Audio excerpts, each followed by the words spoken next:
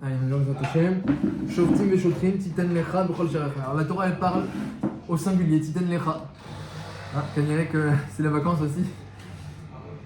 Je suis tout seul. Alors à Kolpani, Bémet c'est une chéla, j'ai vu le Ben Ishraï demande. Arrêt, Shoftim c'est quoi? Dayanim, Aposkin et Tadin. Et une mitzvah de mettre des Dayanim. Et Shotrim c'est quoi? C'est Idirashi, Arodim et Ta'am, des policiers qui. Les capots. Voilà, des policiers, Rodim et Ta'am, qui corrigent le peuple, ou Maki, et quand il faut, ils frappent. Hachikavalat din Ashotrim, Ashofer, jusqu'à qu'ils soient Mekablim le din des Shoftim. Donc il y a les Shoftim, c'est les juges, et ceux qui appliquent. Les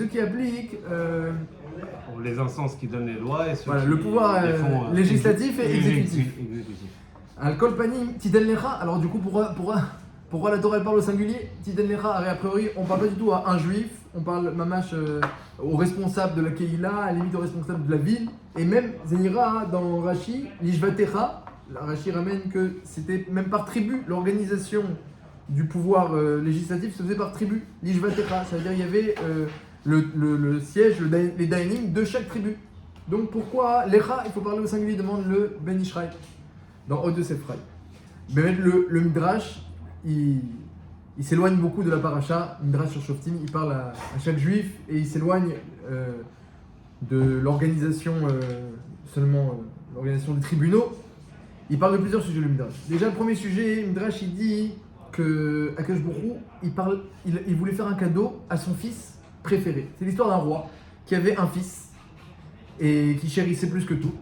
Et il préparait pour son fils un cadeau miyouchad. Et le Midrash, il dit c'était un pardes, c'était un grand jardin, un jardin royal, où là-bas, lui-même, il organisait les plantations pour amener les fruits de tous les pays et les fleurs de toutes les régions, pour qu'il y ait le jardin le plus beau. Et ce jardin-là, il le travaillait jusqu'au jour où son fils prendra sa place et il lui offrira ce jardin. Comme ça, il raconte le Midrash.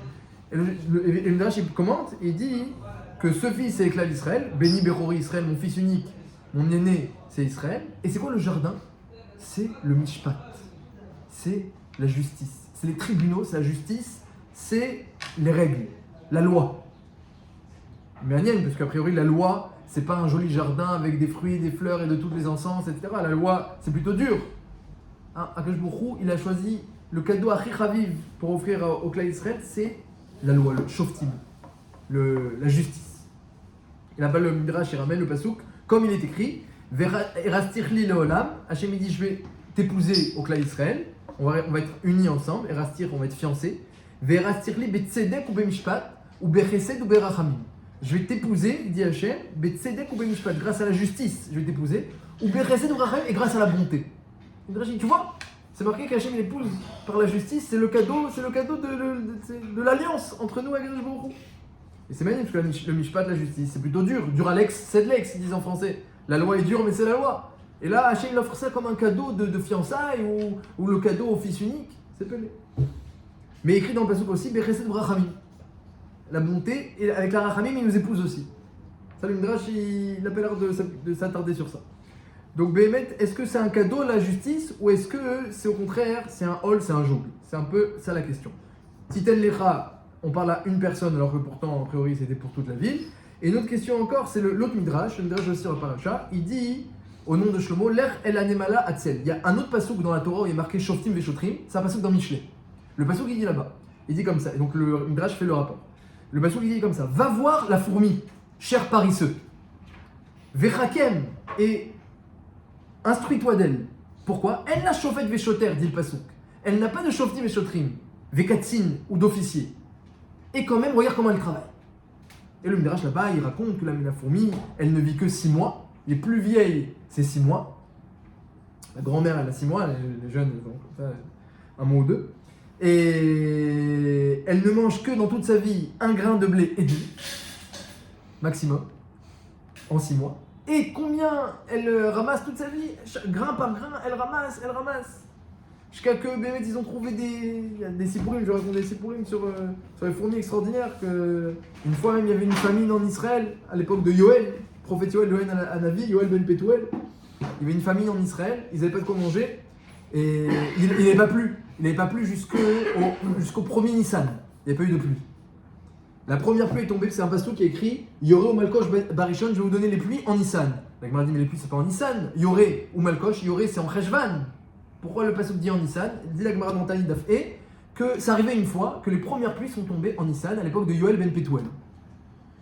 Il y en a qui disent dans le Rashi Ramen que Yoel c'était le fils de Shmuel Hanavi. Il y en a qui disent. Les fils de Shmuel Hanavi qui ont fait Tchouva et l'un d'eux était Yoel. Comme ça Rashi Ramen au début du Sefer Yoel. Et donc dans Yoel, c'est marqué que la première pluie est tombée en Nissan. Alors, les Juifs étaient très inquiets, en plus ils étaient morts de faim. Et Yoel il a dit bon alors les pluies sont tombées, allez et semez. Ils ont dit au Navi, ils ont dit on a quelques grains de blé, alors ou on les mange et on peut survivre, ou on les sème et on va tous mourir. Il a dit allez et semez. Les premières pluies sont tombées, ils ont semé le premier Nissan. Qu'est-ce qui s'est passé après? Il y a eu un S qu'ils ont trouvé des choré némalim, des trous de fourmis. Chacun dans les maisons ont trouvé des trous de fourmis. Avec la bague des tonnes de blé qu'ils avaient amassé. Et ils ont pu survivre grâce à ça. Donc ils ont planté le blé qu'ils avaient, ils l'ont planté. Et ils ont trouvé des trous de fourmis immenses. Donc ils avaient du coup un shefa. Et après, alors, il y a un problème, c'est qu'il fallait après amener le korban à Omer. Le 16 Nissan. Et bien en 11 jours, puisqu'il y a eu 4 jours de pluie, et après il fallait cueillir le soir du 15, en 11 jours, les tiges de blé ont poussé, ils ont pu cueillir le blé et ils ont amené le korban à Omer le 16 Nissan. Comme ça, raconte la Gemara. Et donc, il m'a mis son nourri. Rabbi Shonora, une fois j'ai vu un trou de fourmis, il y avait 300 cours. 300 cours, c'est-à-dire c'est des tonnes un cours. Déjà, c'est immense. Et j'ai eu un trou de fourmis de Rabbi Shonora, il y avait 300 cours. Donc les fourmis, elles amassent. Et attention, sans jamais toucher au grain de blé de la copine. Hein. Ce que la copine elle a pris, on touche pas, ils se volent pas. Si on n'avait pas eu la mitzvah de l'Otzikzol Batora, on leur a pris des fourmis. Dit la Gemara. À Kolpanim, donc ces fourmis-là, qu'est-ce qu'on nous dit va voir les fourmis, elles n'ont pas de shoftim et chotrim, mais quand même elles travaillent tout ça. Alors pourquoi Hachem a créé cette bria-là qui travaille, qui ramasse et tout? Pourquoi? Quel intérêt de créer? Puisque c'est pas nécessaire à toujours, la nature qu'Hachem il donne à un animal, c'est lié à un tzorer. Pourquoi Akash Baruch Hu, il a créé ce teva-là? Alors Shlomo Melech il dit va voir paresseux. Va voir paresseux. Mais qu'est-ce qu'il y a à voir, Bémet? Qu'est-ce qu'on doit apprendre de cela? Ça c'est pour le début de la paracha, c'est les midrashim sur Shoftim et Shotrim, le midrash sur le Pardes, le beau jardin, c'est le mishpat, c'est la justice, dit le midrash sur la fourmi. Et à part ça, sur la suite de la paracha, dans le Sheni de la paracha, la deuxième montée, alors là, la Torah elle passe encore un sujet toujours klali, hein, la paracha elle parle beaucoup du klal, de l'ensemble du klal, de la communauté. Donc le premier c'était pour la communauté, pour la ville, ou la tribu ou la communauté qui est des juges et des policiers. Deuxième sujet de la paracha, Sheni, lorsque tu vas arriver en Eretz Israël et que vous allez vous installer, vous allez vouloir un roi. Alors quelles sont les lois du roi? Donc la Torah elle dit, alors ce roi-là, il faut que ce soit un ben Israël, il ne peut pas prendre un goy ou même un chatsi goy, il ne faut pas un mamash achicha, soit vraiment ton frère, lo yarbelo souci. Il ne faut pas qu'il ait beaucoup de chevaux, lo yarbelo nashim, qu'il n'ait pas beaucoup de femmes, pas plus que 18. Et il ne multipliera pas l'argent et l'or, seulement ce qui est nécessaire pour lui et la cour et son armée. Il aura Mishneh Torah, 2 Sefer Torah, un qui va mettre dans son trésor, un premier Sefer, et un autre il sort et rentre avec lui. Dès qu'il va dans un endroit, il y a le shamash qui porte Sefer Torah qui va avec lui. Il va à un endroit, le Sefer Torah avec lui. Dans toutes ces allées venues, il y a le Sefer Torah qui accompagne. Donc un roi d'Israël Kacher, un roi tzaddik, dans tous les endroits il y avait un Sefer Torah comme ça. On marchait et on faisait cavote au roi, on faisait cavote, c'est la Torah qui suivait le roi. Extraordinaire.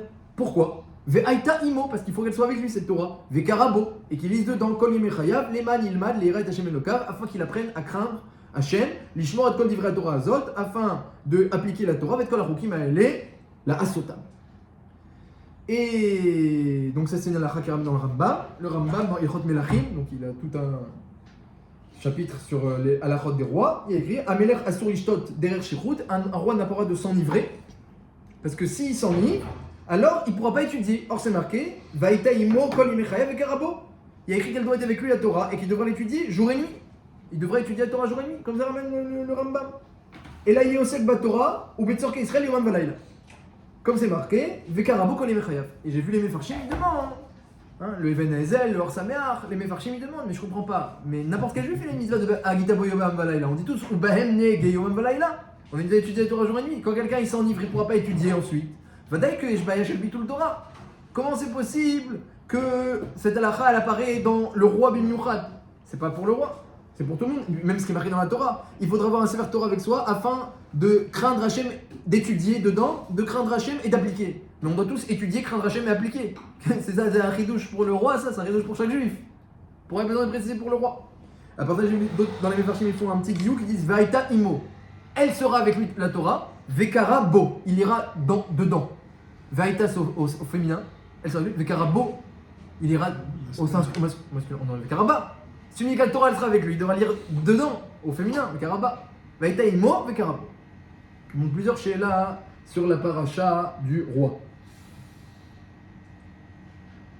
Alors, pour répondre aux questions et comprendre le message un petit peu de la paracha, du début de la paracha en tout cas, Shotim Titen Lecha, il dit le Ben Ishraï que bien qu'on parle au chef de la communauté, mais évidemment il y a aussi un message Titen Lecha pour chacun, comme toujours, parce que la Torah elle parle aussi à chacun de nous.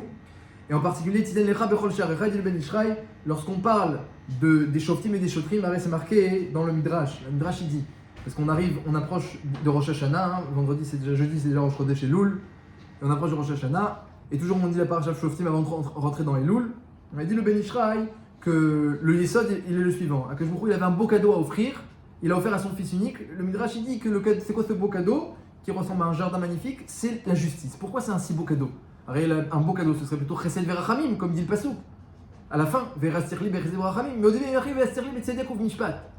Il explique que le Ben Ishraï est quelque chose comme ça. Que, comme dit le Midrash Atzmo, et la Gemara elle-même dans Maseret Shabbat, la Gemara aussi dans Maseret Shabbat, Verik Bameisha, c'est marqué Keyesh din lemata, en din lemala. Lorsqu'il y a un jugement en bas, il n'y a pas de jugement en haut. Chez en din lemata, yesh din lemala. Lorsqu'il n'y a pas de jugement en bas, il y a un jugement en haut. C'est-à-dire que ce qu'il veut Béhémet, le plus beau cadeau qu'il vient nous offrir, c'est évidemment Chesed Verachamim, c'est la bonté et la miséricorde. C'est ça le plus beau cadeau qu'il va nous offrir l'Olam pour l'éternité dans le monde futur. C'est ça qu'il attend, de nous faire du Chesed Verachamim. Mais il y a une étape intermédiaire, que l'homme y mérite cela. Et comment il fait pour mériter? Il faut passer par, le mérite, il faut passer par une phase de rigueur, de justice.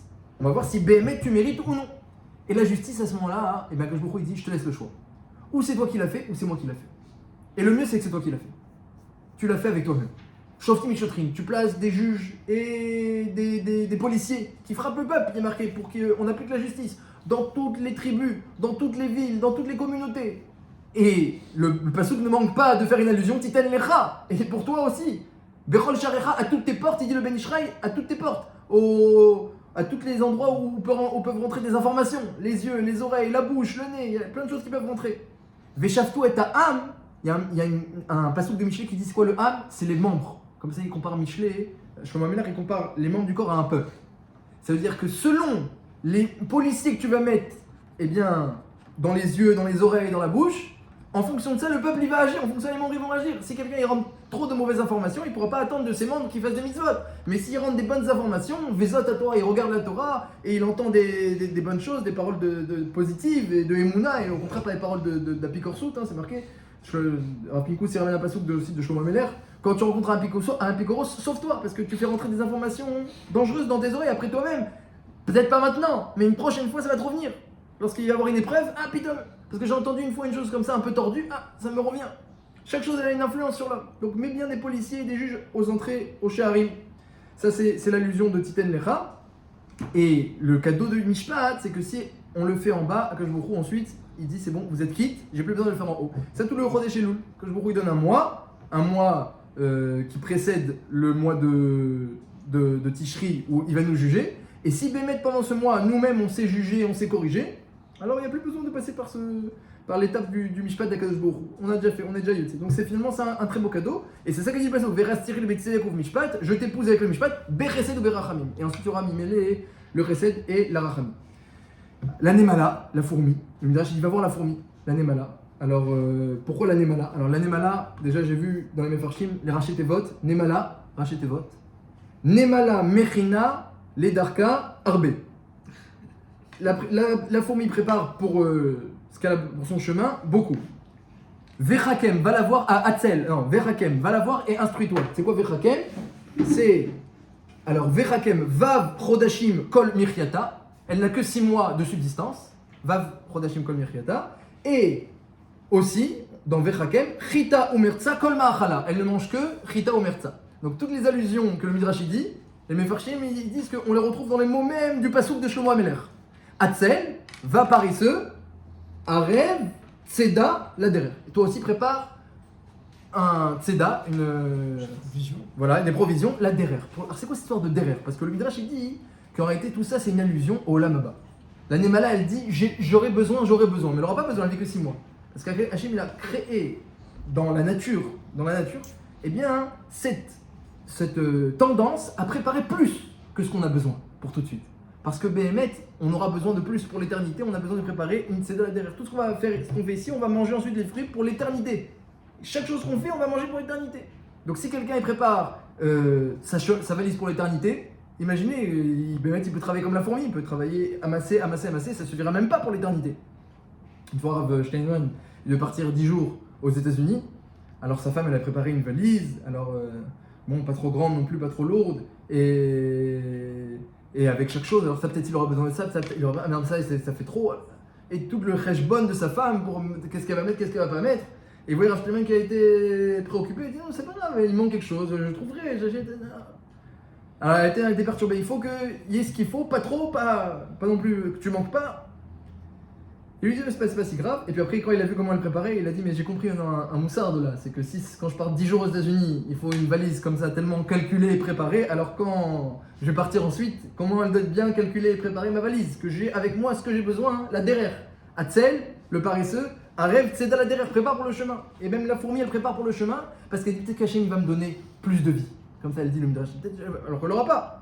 Mais Hachem il a mis ce teva-là dans l'homme. Donc un homme il a cette possibilité de ressembler à la fourmi, de préparer son Olam Haba déjà dans l'Olam Hazé.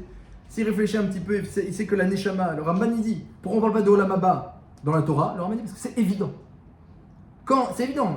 Un homme essentiellement c'est une âme. L'âme elle n'a pas de mort. C'est le gouffre qui est mortel. Donc c'est évident que la Neshama elle va avoir une vie éternelle. Ça c'est pas chou. C'est quoi le chidouche, dit le Ramban? C'est qu'un homme il peut ne pas avoir Olam Haba. Ça c'est marqué. Karet, ikaret. Retranché, il sera retranché pour l'éternité. Karet, ikaret, ba'olam hazé ou ba'olam haba. Ça on te marque dans la Torah qu'un homme peut être retranché. Mais qu'un homme va Olam Haba, c'est pas shoot. Quand il serait Olam Haba, un homme c'est une neshama. Évidemment qu'il y aura Olam Haba. Le corps, on sait très bien que il est tafel, c'est un basis. C'est seulement un outil pour faire ensuite réaliser la volonté de l'homme, la volonté de l'esprit. Ça c'est vrai que c'est des parties beaucoup plus élevées qui n'ont pas de mort. L'esprit, c'est pas cher de tuer un esprit. On peut tuer un corps, on peut le tuer. Donc il se passe dit le Ramban, le Olam Haba. Donc Vekitso, la Nemala, elle nous enseigne un beau chidouche, le chidouche de l'éternité. Et en plus, quand elle prépare, elle ne vole pas, elle prend ce qui lui revient, elle ne prend pas la part de l'autre. Dès que elle touche une graine, alors c'est fini, elle n'ira pas la chercher. Donc c'est-à-dire, Mamash, elle nous apprend à nous préparer, chacun, on doit préparer Tziten Lecha. Tu veux aussi, Ben Moussar, il dit Tziten Lecha, chacun il doit réfléchir, qu'est-ce qu'Hachem il attend de moi précisément, et quel est mon rôle, et pas regarder trop sur l'autre, parce que des fois on peut se tromper, chacun il a son rôle, c'est pas le même. Tu peux pas prendre forcément les coutumes et les anagotes à la conduite de l'autre et faire avec ça ta Avodat Hashem. Hachem attend ta Avodat Hashem, eh bien qu'elle soit personnalisée selon ce que tu es. Ça c'est pour le début de la paracha. La suite de la paracha pour le roi. Alors le roi aussi c'est quelque chose de très intéressant. La paracha du roi où la Torah elle nous dit doit étudier la Torah, de pas multiplier les femmes, parce qu'il peut oublier Hachem, pas multiplier l'or et l'argent, mais tout le monde peut oublier Hachem si multiplier les femmes, tout le monde peut oublier Hachem si multiplier l'or et l'argent. Tout le monde doit étudier la Torah jour et nuit ou Bahem Nege Yomam Valayla comme on le dit dans Arvit. Et tout le monde doit arriver à appliquer la Torah. Qu'est-ce qui se passe avec le roi? Il y a deux réponses. J'ai vu dans les Mefarshim, dans les Balei Moussar, il y a deux réponses. Pourquoi le roi, la Torah, a mis une paracha pour lui rappeler des devoirs que tout le monde a finalement? Il y a deux réponses. Premièrement, c'est pas pareil l'épreuve d'un roi que l'épreuve d'un villageois. Un roi, il a tout ce qu'il veut. Il a, à l'époque, il avait l'eau courante, il avait les toilettes dans la chambre à l'époque. Il avait du pain blanc propre, tout ce qu'il faut, de la viande et des légumes, etc. Il vivait comme un roi. Il avait tout ce qu'il faut. Alors qu'à l'époque, les villageois, bécochi, un morceau de pain, et c'était très dur, chaque chose était difficile d'avoir les besoins, et les vêtements, quand on en avait un, tu faisais chez nous. Alors aujourd'hui, les poskim, ils en font plus chez nous, parce qu'on a tellement de vêtements, alors qu'à l'époque, pour un vêtement nouveau, il fallait le coudre, ça prenait beaucoup de temps, etc. Les rois, ils avaient autant de vêtements qu'ils voulaient. Donc le roi, son épreuve elle est plus dure, parce que le ribouille, le fait qu'il ait tout ce qu'il ait besoin facilement, ça peut faire en sorte qu'il oublie Hachem. Donc on lui dit, toi tu as besoin de te rappeler un peu plus d'Hachem. Alors les Mefarshim ils disent qu'aujourd'hui on est tous des rois. Ben les Moussaris aujourd'hui, on a tout. L'eau courante, tout ce que le roi il avait à l'époque, on a tout aujourd'hui. Aujourd'hui, il n'y a plus de roi. Aujourd'hui, on vit tous comme des rois. Donc du coup, l'épreuve du roi, on l'a tous aujourd'hui. On a tout ce qu'il faut. Qui c'est qui manque de pain et de toilettes dans la maison? La Gemara dit il faut prier, prie pour des toilettes à côté. À l'époque, c'était le si à Chirout. Alors qu'aujourd'hui, il y a des choses des pchoutotes et du pain blanc qui est pas sale, c'est des dvarim pchoutim aujourd'hui. Et tous les besoins, la viande, les légumes, on a tout ce qu'il faut. Donc on vit tous comme des rois. Donc l'épreuve, elle est doublée. La deuxième Nekuda que j'ai vue, c'est que le roi, il a une responsabilité sur tout le monde. Alors que ça, un villageois normal ne l'a pas. Un citoyen ne l'a pas. Lui, le roi, il doit être responsable. Qu'est-ce qu'elle dit la Torah? Alors là, elle dit un chidouche, la Torah. Elle dit pas, bah, tu vas aller voir tes frères, et tu vas leur faire des shiurim, et tu vas leur parler, et tu vas être mechazek otam, etc. Elle dit, là où tu vas, tu prends un sefer Torah, et tu devras lire toi dedans jour et nuit, et arriver à craindre Hachem. Elle dit un très joli chidouche, la Torah. Elle dit un chidouche que quelque chose de dak, que parfois les gens se trompent sur ça, mais en réalité c'est tellement évident, et pour celui qui avance un petit peu, il le comprend facilement, mais les gens peuvent se tromper pour ça. La meilleure influence qu'on peut avoir, la plus grande influence, la plus puissante et la plus grande qu'on peut avoir sur les autres, et c'est ça que la Torah elle demande au roi, c'est si la personne elle-même, elle est shlema, elle est entière, elle est parfaite, elle est metoukenet, elle s'est travaillée. Chavetz Chaim racontait un sipour, hein, on ne peut pas déborder si on n'est pas un verre plein. On ne peut pas illuminer si on n'est pas plein de lumière. Alors les gens ils essayent d'aller illuminer Pau, aller illuminer chat à gauche, à droite, mais eux-mêmes ils ne sont pas lumineux. Ça va pas marcher. Ça va pas marcher, l'influence elle va être. Le Chavetz Chaim racontait un sipour. Il y avait un chassid, comme ça raconte Chavetz Chaim. J'ai lu ce matin un sipour raconté par le Chavetz Chaim. Il y avait un chassid qui voulait faire chouva à tout le monde. Alors il a dit, je vais aller dans la grande ville et je vais aller et je vais leur faire du moussard. Il est parti dans la grande ville, il est monté sur la bima, il a fait du moussard. Qu'est-ce qu'il veut celui-là? Il veut du moussard, etc. Ah, il veut des pièces, parce qu'à l'époque il faisait des shurim pour avoir de l'argent. Il veut des pièces. Alors donne-lui ses pièces et dites-lui au passage, on a compris le moussard, tu peux rentrer chez toi. Il a vu, il dit dans la grande ville, ils sont pas mécablés, mâche pas. Ah, ils sont trop comme ça ici, modernes et tout, dans la grande ville. Je vais aller dans un petit village. Ah, et ben un petit village, il est monté sur la bima, il a commencé à faire du moussard. Il a dit, ici, ils sont plus à Nav. Puis bon, les gens, ils n'étaient pas trop intéressés. Bon, et ici, dans le village, ils sont tous raplapla, alors il ne sait plus quoi faire. Bon, j'allais chez moi, les pharaons, faire du moussard. Ah, il est parti, il parlait à ses enfants. Rabotaï, les enfants, faire tchouva. Non, papa, non, tu nous répètes ça toute la journée, ça y est, t'as pas fini, on a compris. Alors, Bassaf, il a dit, moi, je vais faire tchouva. Il est monté dans son grenier, s'est enfermé là-bas pendant 20 ans. Il a étudié, il a travaillé, et il s'est travaillé sur lui-même, il a étudié toute la Torah. Et après, quand il est sorti, entre guillemets, comme ça, il raconte le Chavetz Chaim, quand il est sorti, alors, une fois, on lui a demandé de venir dans un endroit, dans une ville pour parler, et il a vu que tout le monde s'est réuni, et tout le monde a écouté, et chaque mot qu'il disait, et il ne lâche pas, comme jamais. Et il dit, j'ai compris, non, j'ai compris. Tant que je voulais faire travailler les autres, et que je n'avais pas les kelim, je n'avais pas les outils pour cela, alors ça marchait pas, c'était pas... Et bien, mettre la Torah elle-même, jamais leur donne de faire tchouva aux autres. Parce que le fond de ce qu'Hachem il attend d'un homme, le fond c'est quoi? C'est le cœur. C'est ça que Hachem attend. Mais ça, tu n'as pas le cœur de l'autre, tu l'as pas entre les mains. Tu n'as que ton propre cœur entre les mains. Ni celui de ta femme, ni celui de tes enfants, ni celui de toute la ville, comme chez Ken. Il n'y a que le tien. Donc, la seule chose que tu peux en faire, c'est de travailler ton cœur. Et ensuite, bisrout, parce que tous les cœurs des juifs sont liés. Bisrout que tu auras travaillé ton cœur, et c'est Rav Dessler. Et Rav Dessler, il dit que plus tu travailles profondément en toi, plus tu peux toucher déjà tous les juifs. Ensuite, après, c'est une formalité de leur parler. Il relève quand même sans leur parler. Rav Dessler, il dit, soit mitrazek en Israël, et sans même leur parler, il y a 10 juifs qui vont commencer à faire Shabbat à Paris. Vous avez dit Rav Israël Center quand il était à Paris. Il a envoyé des lettres au Talmidim en Lituanie. Faites tchouva, parce que j'ai besoin qu'ils s'améliorent sur Shabbat. Comme vous leur disiez. Kol Sheken, c'est en plus, ensuite tu vas la rencontrer. Ensuite ce sera une formalité. Quand toi-même tu seras plein de lumière, tu pourras. Et ça, c'est ce qu'on demande au roi. Et Rav Israël qui racontait sur cet homme-là que Bassof il a eu beaucoup d'influence sur toute l'Israël. Et le Briskerov, il a dit que les histoires où le Rav Israël il dit Chassid Echad, c'est sur lui. Le Briskerov il a dit sur ces cibours-là. C'est-à-dire qu'Anir quand il était jeune, il voulait comme ça faire bouger un peu la génération, il n'a pas réussi. Et à la fin de sa vie, combien il a réussi? Au début, quand il était jeune, il a écrit le Chavetz Chaim, Shmirat à la jeune, il est parti au Chavetz Chaim Center, tout le monde l'a repoussé. Il a été repoussé au début de sa vie, Chavetz Chaim. Donc si tu veux, avec la Shonara, ils n'ont pas donné Askamot. Ils n'ont pas donné Askamot. Après, à la fin de sa vie, après qu'il a travaillé sur lui, il a écrit pendant 28 ans Mishnah Berurah, il s'est enfermé avec son gendre. Pendant 28 ans, ils ont écrit Mishnah Berurah, ensemble. Après, quand il est sorti, là où il allait, il y avait des milliers de gens qui se réunissaient. Qui n'a pas eu la HPA du Chavetz Chaim et du Mishnah Berurah? Ben, quand il était jeune, il a essayé d'influencer, ça n'a pas marché. Comme ça, le Briskerov il dit que ce cibour-là du Chavetz Chaim, eh bien c'est sur lui. Al kol panim, ça c'est ce que la Torah demande au roi. Le roi a une responsabilité sur toute la communauté. Tu dois influencer toute la communauté. Si tu es tzaddik, comme Rizkiyahu, tout Jérusalem sera tzaddik. Comme à l'époque de Rizkiyahu. Il n'y avait pas un enfant qui ne connaissait pas 48 facettes de pureté, d'impureté de chaque objet à l'époque de Rizkiyahu. Parce que Rizkiyahu, il dormait pas. Il mangeait pas de la viande, il mangeait comme ça une part de légumes et il étudiait la Torah. Et il dormait pas. Et les gens ils disaient quoi? Le roi il dort pas, non, on va dormir. Et ça c'est la vraie pas. Et c'est la Torah, qu'est-ce qu'elle dit au roi? Elle dit étudie. Mais évidemment étudie.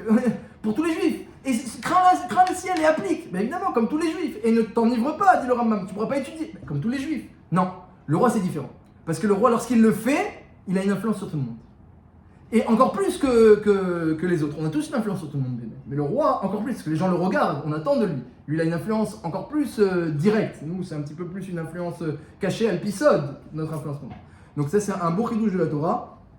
Premièrement, on a dit qu'un homme, il doit réfléchir à l'éternité qui l'attend. Shoftim et Shotrim, place des policiers et des juges. Parce que si tu fais le mishpat ici, tu pourras mériter Chesed Varachamim, non seulement pour toute l'année, mais ensuite pour l'éternité. Donc prépare bien le Chesed et la Rachamim. Grâce au mishpat, lorsque toi tu fais le mishpat, ensuite tu te prépares un avenir de Chesed et de Rachamim. Ça c'est le conseil d'avant Elul et d'avant le Olam Haba. Et la fourmi elle nous le donne. Et ensuite le conseil du roi que la Torah nous révèle que lorsqu'un homme, eh bien, il se perfectionne et il s'améliore et il se remplit de Torah jour et nuit, ensuite eh bien, il a une achariout, il a une hashpa'a, une influence sur toute la communauté.